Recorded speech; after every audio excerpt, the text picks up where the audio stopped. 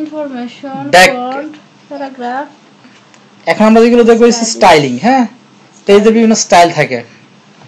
তো এখন এই যে লেখাগুলো দেখ, একটা এবিসিডি আছে, এগুলো লেখার একটা এক এক ধরনের পজিশন। এখানে সার্ভিসটা আছে, আমি আর সার্ভিসটা কপি করে নিয়ে রাখি। হ্যাঁ, আমাদের তো দেখাচ্ছি কিবোর্ড থেকে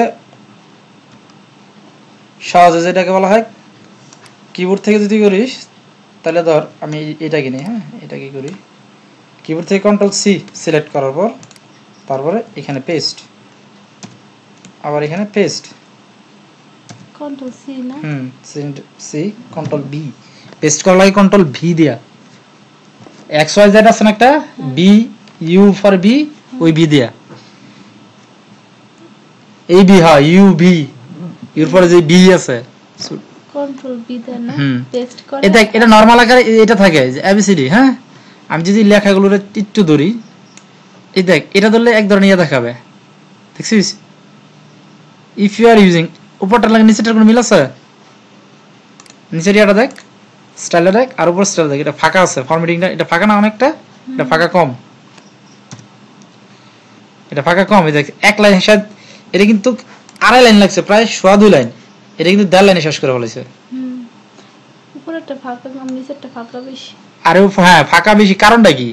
এটা স্টাইলিশে এই যে এখানে নো স্পেসিং, সে স্পেসিং রাখে নাই, আর এখানে যে নরমাল, সাধারণত আমরা এটাই ইউজ করি, কিন্তু হ্যাঁ, কিন্তু অনেক সময় আমাদের অনেক ইয়া পড়া লাগে, অনেক ভালো মানে অনেক বড় একটা ডকুমেন্ট লেখা লাগে যেখানে স্পেসিং এর দরকার নাই। যেমন তোর জীবন বৃত্তান্ত, এখানে যদি 1 পেজে লিখতে হবে, জীবন বৃত্তান্তটা 1 পেজে শেষ করে দিতে হবে, তার একটা দরখাস্ত 1 পেজে শেষ করে দিতে হবে, তখন তুই কিন্তু এরকম পেসিং দিতে পারবি না। পেসিং দিলে 1 পেজে শেষ হবে না, আর বেশি লাগবে। হ্যাঁ, বেশি লাগবে। এরপর আর কিছু অপশন আছে যেগুলো হেডিং 1, হেডিং 2, হেডিং 3, এই যে এটাকে বলা হয় হেডিং 1। দেখছিস সেটা আরো বড় করে দিচ্ছে, প্রায় আড়াই লাইন না? জি, এটা আমরা আড়াই লাইনে রাখলাম।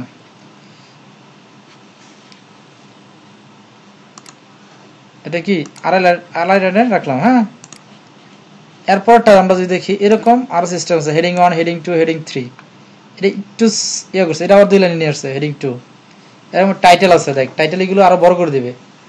হ্যাঁ, এখানে আরো আছে, আমি চাইলে নিজের মতো করে বানায় নিতে পারবো। এগুলো কি সব ট্যাক্সগুলোকে ফরম্যাটিং করার জন্য। স্টাইলটা কার? ট্যাক্সের, লেখালেখির কে স্টাইল করার জন্য এটা হয়েছে। এটা কিন্তু কোনো পেজকে স্টাইল করে না, লেখালেখি স্টাইল করে। হ্যাঁ, লেখালেখি স্টাইল করে। এখানে আমি ক্লিক করলে এখানে আরো অনেক অপশন আছে, আমি চাইলে নিজে যে ক্রিয়েট এ ক্লিয়ার ফরম্যাটিং, সব ফরম্যাটগুলো ক্লিয়ার করে দিতে পারবো। আমি চাইলে নিজে ক্রিয়েট একটা ফরম্যাটিং করতে পারবো, আবার চাইলে আমি এটাকে অ্যাপ্লাই করতে পারবো। অ্যাপ্লাই তখনই করবে যখন আমি কোনো কিছু ক্রিয়েট করব।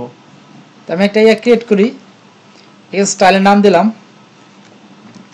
আমার নামটা দিলাম, ঠিক আছে? এখন এই স্টাইলটাকে আমি মডিফাই করি। দেখ এখানে লিখা আছে আমার নামটা কি হবে, স্টাইলটা মোস্তফা। এটা স্টাইল টাইপ হবে কি লিঙ্ক, প্যারাগ্রাফ, ক্যারেক্টার। এটার বর্ডার কত থাকবে, যে বেসড অন নরমাল স্টাইল। হ্যাঁ, এটা কত পিটি থাকবে দেখ, এই যে এখানে দেখাচ্ছে। এটা ফন্ট কি থাকবে, সোর্স ফন্ট না, আমি এটা দিব না, আমি এটা রাখবো এরিয়ালে। সে কি সে নিবে, এরিয়াল ফন্টে নিবে। এটা ফন্ট সাইজ কত থাকবে, আমি এটা ফন্ট সাইজ রাখবো 12, সেটা 12তে নিবে। এটার কালার কি থাকবে, এটার কালার রাখবো আমি ইয়েলো, ঠিক আছে? এটা এখন আমি যদি এটা ক্রিয়েট করা শেষ, অটোমেটিকলি আপডেট, এটা চাইলে আমি অটোমেটিক আপডেট করতে পারবো।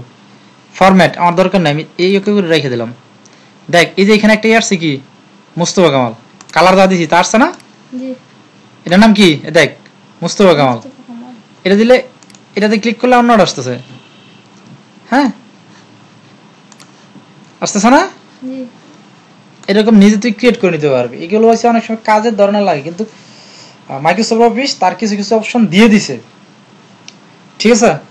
এগুলো টেক্সট ফরম্যাটিং, টেক্সট স্টাইল বা টেক্সট ফরম্যাটিং যেটাই বলিস, এগুলো কাজ করে। তাহলে আমরা পরে দেখবো এই ফাইন্ড রিপ্লেস এইগুলো। হ্যাঁ।